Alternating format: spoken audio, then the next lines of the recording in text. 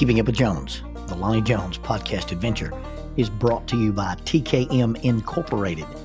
This company, located in Moss, Tennessee, specializes in erosion control, hydroseeding, hydromulch, silt fence.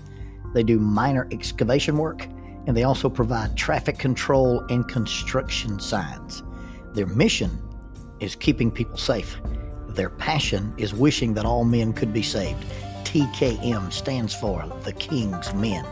If you'd like to contact The King's Men, you can contact them at 931-243-3958, 931-243-3958, or you may email them at tkminc2001@twlakes.net. That is tkminc2001@twlakes.net. The King's Men, in partnership with Keeping Up with Jones, the Lonnie Jones podcast adventure.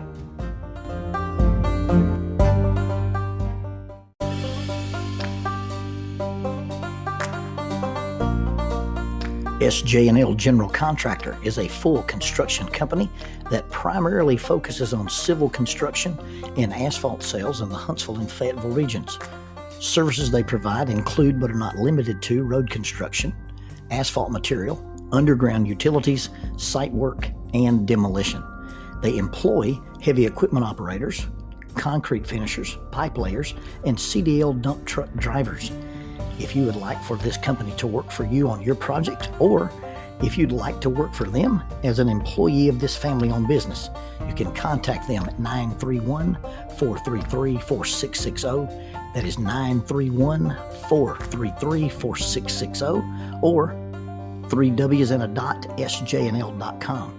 That's www.sjnl.com. SJ&L General Contractor is a sponsor of Keeping Up with Jones, the Lonnie Jones podcast adventure. We were walking along the Blue Ridge Parkway. Now, the section of the Blue Ridge Parkway is in North Carolina. It is between Pisgah Tower and the rock formation known as the Devil's Courthouse. On this particular stretch of the parkway, you can look off to the side and you can see Looking Glass Rock.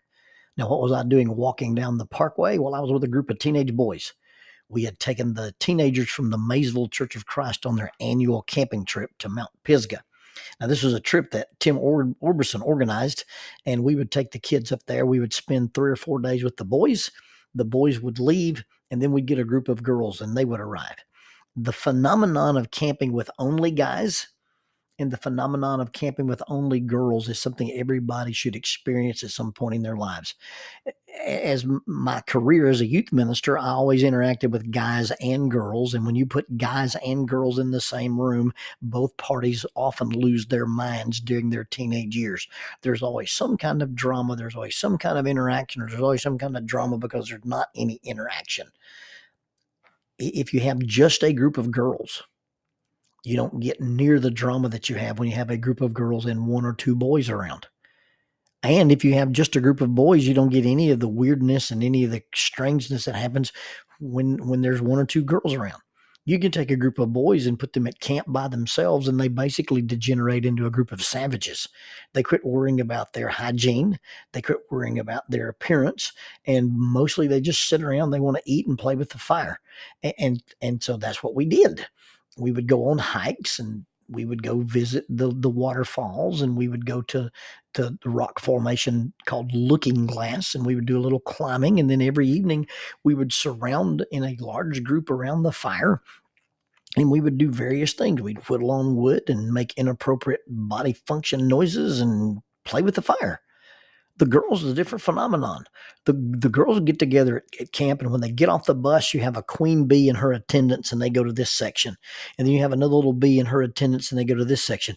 And even though there weren't any boys around for them to compete over, there was still this hierarchy of interaction going on that I really didn't have the depth of capacity to understand, and really wasn't interested in understanding it. I just observed it. But the girls aren't here. It's just me and the guys, and we're walking down the parkway, and it's getting close to sunset.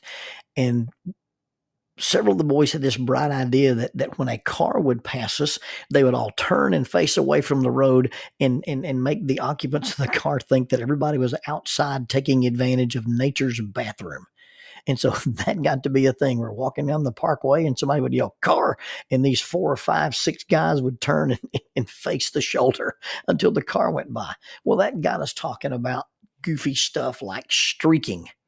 And you may not remember the song by Ray Stevens, The Streak, but it's about a guy and the phenomenon back in the 70s of running naked through public places. And so the idea came up about, hey, what would it take to get somebody to streak down the parkway? Well, as the mature leader of the bunch, I decided that I would have to settle this argument. And so I picked up a rock and I laid it down on top of one of the posts beside the highway. I said, if you pile enough money up to be even with that rock, I'll run screaming naked down this parkway. Well, that's all it took. And they began to produce change and quarters and wallets and different gift cards. And in just a short time, we had a substantial stack of cash lying here on this post beside the Blue Ridge Parkway. I gathered the cash in my hand and took off at a sprint and screamed, naked, naked, naked, naked. I returned to the group grinning because I had indeed run screaming naked down the parkway. They were expecting me to do something a little bit different. Commas are our friends. I had run screaming naked down the parkway. They had expected me to run screaming and naked down the parkway, but I merely ran screaming naked down the parkway, and the little cheaters demanded their money back. I can't believe they welched on our deal. I declare shenanigans. But be that as it may, we get back to camp and we're playing with the fire. And it's interesting the things you learn about a campfire while you're camping. I did not know that the process of wood burning is basically oxidization, and it's the same thing as rust on a piece of metal. The process of rusting is a combustion reaction that is similar to fire. If you leave it in contact with oxygen, iron will react with the oxygen to form rust. Now, it's a much slower process, and it doesn't produce a flame. But the same process that takes place with wood is what causes wood to burn and what causes us to be able to have a flame. And so we're sitting here surrounded by this group of guys around this campfire, and somebody makes mention of, did you know that with unlimited oxygen, you have unlimited potential heat on this fire? And so we took some metal poles and we created this tube, and we put the tube underneath the fire, and we connected the tube to a pump, and we began to feed oxygen to this fire. Now, this wasn't an electric pump. This was a pump that was manual. It was like a bicycle pump. And so I had this line of teenage boys taking turns and pumping this pump as fast as they could, furiously. And we got this fire hot enough that we were actually melting some light metal in this fire. Unlimited oxygen gives you unlimited heat. Well, then we decided to do something different. And one of the guys there said that he'd seen this thing in a chemistry class. And so we had this log in the middle of the fire that was basically sitting on its end, kind of the centerpiece of our fire. It made this perfect little table. And we took this paper cup. I took this paper cup and set it in the middle of the fire, and instantly the paper cup was consumed. Well, then we took an identical paper cup and we filled it with some gasoline. And having suspended it on a stick using like a bucket hitch, we took this cup suspended from this stick, and we got pretty far away from the fire, and we began to lower the cup into the fire, and it really didn't make it all the way into the fire until you had this volatile reaction, and the cup burst into flames and it was gone. And then we took an identical paper cup and we filled it with water, and we set it in the middle of the fire, and we watched it, and we watched it, and we watched it. As long as there's water in the cup won't burn. Now, the minute the water evaporates out of the cup is gone. But as long as there's water in the cup will not burn. You can boil an egg in a paper cup as long as you've got enough water in the paper cup. We like to blame our circumstances for the things that we do or the things that we don't do. We like to look at the things that surround us and make excuses or at least make explanations for why what happened. I have found that when you expose people to heat, pressure, stress, conflict, frustration, when people who are empty get exposed to heat, they experience adverse circumstances, empty people crumble. Empty people fold up. Empty people disintegrate. I've also noticed the phenomenon that if you take people who are volatile, they're full of combustibles. They're full of things that control them rather than they control the things that are in them. Then you have the potential for extreme violence. You have the potential for people having fits. You have the potential for people having meltdowns.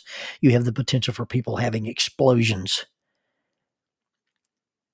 But I've also noticed that people who are filled with integrity, people who are filled with discipline, people who are filled with certain characteristics, I think in the Bible they're called the fruit of the Spirit: love, joy, peace, patience, kindness, goodness, faithfulness, gentleness, and self-control. I found that when you find people who are full or at least have some of those qualities, their ability to withstand the heat is absolutely amazing. And I don't know what circumstance that you're facing. I don't know what thing you're about to encounter. I don't know what is surrounding you, but I do know that what is surrounding you is way less important than what is within you.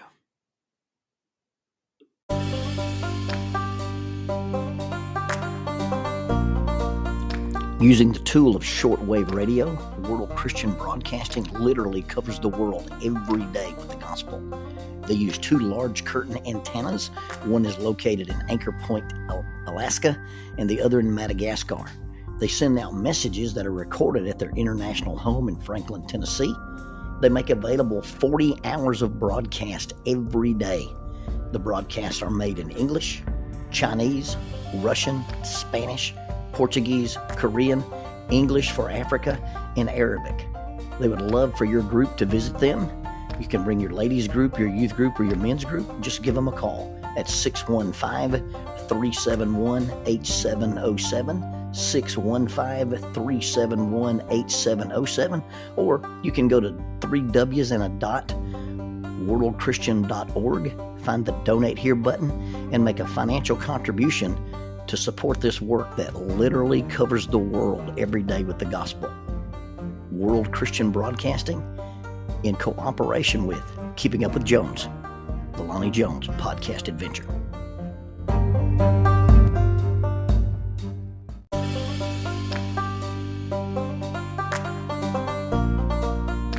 Keeping Up with Jones, the Lonnie Jones podcast adventure. I am your host, Lonnie Jones. My wife Jackie and I moved to the city of Huntsville in 1986 for me to be a youth and family minister. I have been a minister since 1980. I have served in this community as a police chaplain assigned to a SWAT team since 1992, and I've been in private practice as a licensed professional counselor since 1998. I'm also an adventure educator and an avid outdoorsman. I dabble in rock climbing, and I goof around with Brazilian Jiu-Jitsu. Our life has been full of many wonderful experiences, and some just outright adventures. I used to write about those things in a little church bulletin article, so now instead of asking you to read those things, we're just going to talk about them in our podcast. And as we talk about them, we're going to talk about the facts. The facts lead to concepts, and the concepts lead to application. One caveat about the facts is, for the most part, we're going to tell you the facts just as they happened. But every now and then, we're going to tell you the way other people have told us they remember it happening, with a little bit of embellishment. It's all good, clean fun and for educational purposes. Thank you for listening, and we hope you enjoy Keeping Up with Jones.